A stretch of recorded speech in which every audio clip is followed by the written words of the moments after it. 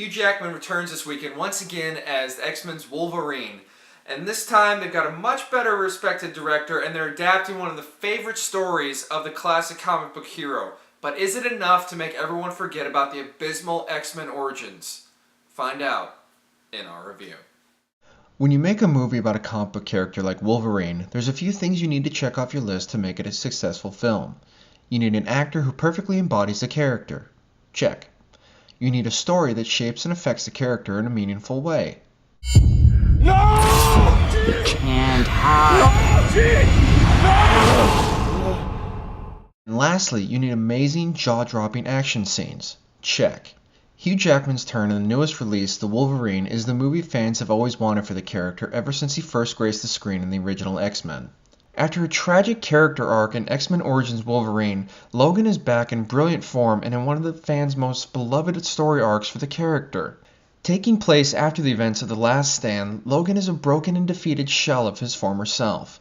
Haunted by dreams of Jean Grey and her death weighing on his psyche, Logan has reserved himself to a life of solitude hiding in the wilderness. However, once given the proposition, I can end your eternity, the story quickly turns into an examination of the character of the Wolverine, asking the existential question of whether someone like Logan can have a normal life or is he bound to his endless existence.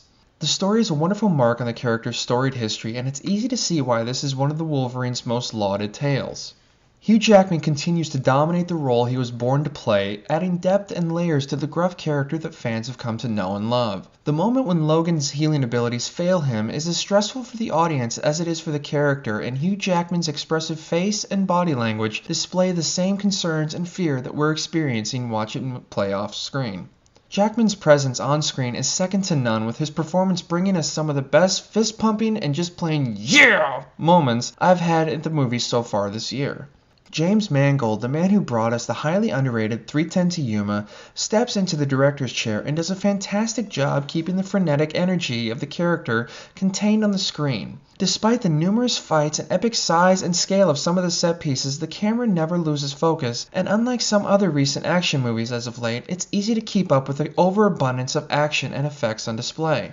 The only area where the film really stumbled to me was with the villain Viper. I understand the necessity of having other mutants within the picture for continuity's sake, but she just feels too cartoony and out of place within the rest of the surprisingly grounded picture.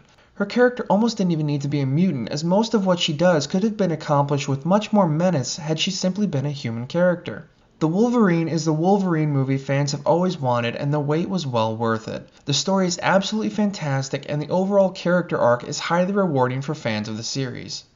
The Wolverine slashes its way to a 9 out of 10. What kind of monster are you? The Wolverine.